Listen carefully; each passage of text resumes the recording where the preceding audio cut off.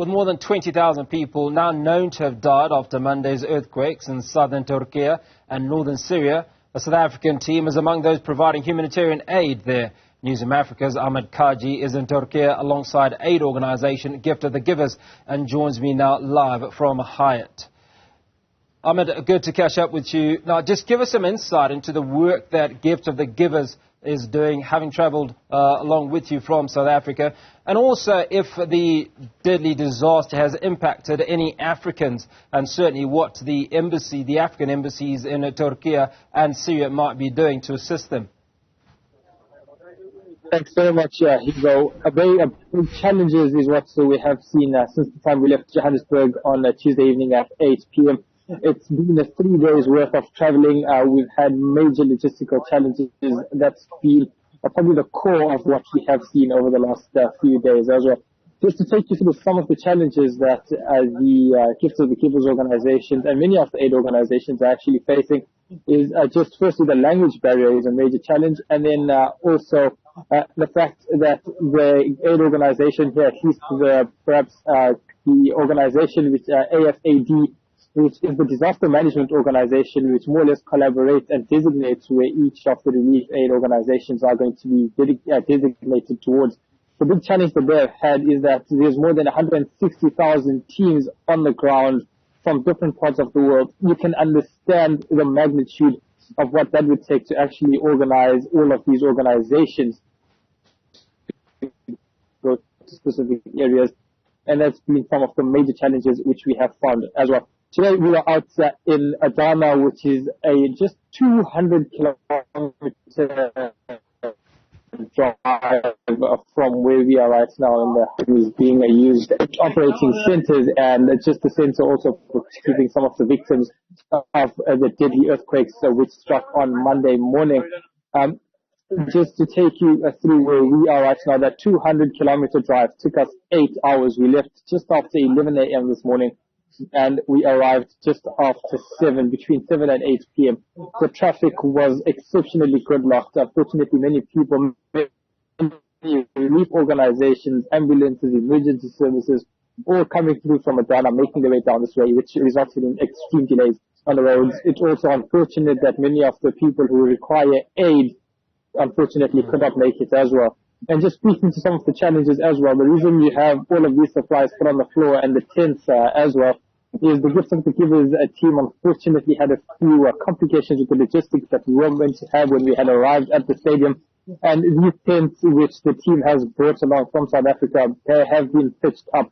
And this is where many of these volunteers and these rescue workers will be spending the night and potentially the next few nights as well. That's just some of the unfortunate circumstances which they are facing, just due to the fact that there wasn't any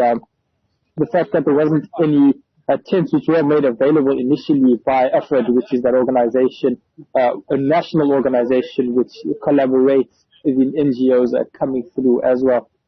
Just speaking towards that. Just speaking towards the death toll as well. Earlier today we had recorded that it was more than 16,000 between Turkey and Syria. That number is going to increase significantly going forward as more people are found, with more time continuing as well. That 72 hours golden window expires today, and unfortunately it seems that it will become a search and recovery operation going forward. That is some of the perhaps the negative aspects of what we will be seeing as well. But the team over here does remain hopeful that we will be finding more victims who are still alive, that we can recover and take them through to the necessary medical centers as well. This is obviously in collaboration with various other teams and organizations coming through from different parts of the country and from the world. Rather, Ukraine sending through relief teams. They sent through 87 rescuers. Yesterday we saw some Russian search and rescue teams also coming through. We have people from the Republic of China, from Croatia, from the United Kingdom. They have all made their way through to at least engage in the relief efforts over here as well. Ashrafull Aid, Al-Imdad Foundation, Hope South Africa, they all came through from the local South African context to make their way into this particular region. And they actually are, across Turkey as well.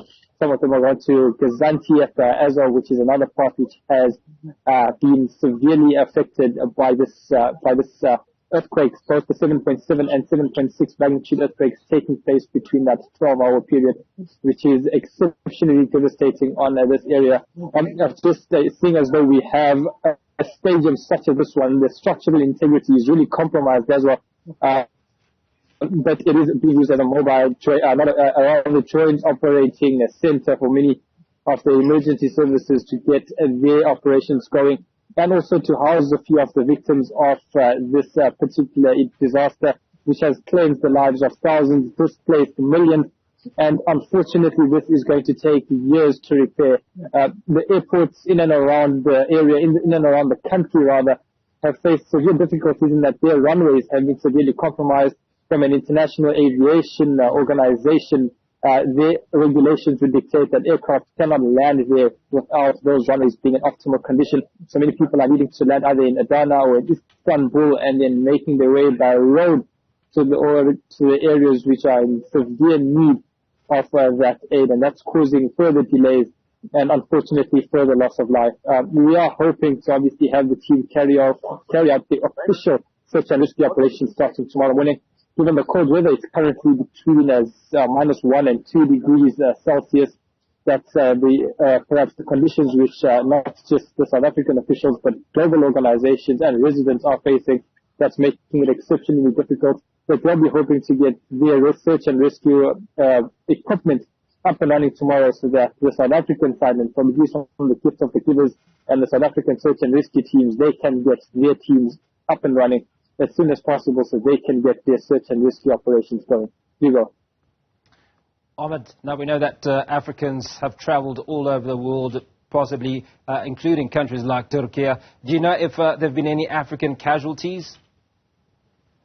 That is still unclear from the African Union side, as well as from the countries which have issued out statements as well. But given that those joint statements are coming through from 16,000 plus, we do know that there were South African residents out in Turkey when this particular when these earthquakes had struck. Unfortunately, there is no clarity on how many African people were in Turkey at the time. Because given its geographical position, its close proximity to North Africa, it wouldn't be a far stretch to say that many Africans would have been affected by these earthquakes.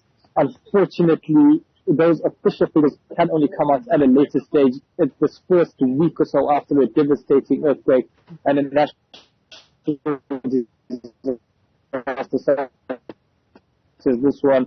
The primary objective is to just to make people alive as possible, and it seems to be the only situation when it comes to sorting out those who happen to be deceased is to just the tallies and the numbers up to scratch involved. From a South African perspective, the Turkish embassy in Johannesburg and in Pretoria had their main objective was to get the rescue teams out towards Turkey, courtesy of Turkish Airlines. They were up and running from the word go, with the gift of the givers, hope they say, had also left. So on that front, one wouldn't, it wouldn't be a far stretch to think that many of the South Africans, perhaps Africans rather, would have been involved and perhaps fallen victim in some way or form to the earthquakes which have stricken this region. In fact, coming into this area, we saw houses across, buildings across the country and across the region, either completely destroyed, partially destroyed, and you see the structures being severely compromised. In fact, on the floor coming into the stadium over here, unfortunately, I can't show it to you as close as I would have liked to, but there's cracks on the ground as well, and that's the reason the stadium still remains exceptionally compromised. Perhaps rather dangerous, but this seems to be the best point in this region for us to actually have some sort of a joint operating center, and for many of the rescue teams to set up a base camp so that they can make their way to different areas and carry out their search and rescue operations. Hugo. Ahmed Kajee from Newzroom Afrika, coming to us from Hayat in Turkey, giving us an up-to-date on what's transpired so far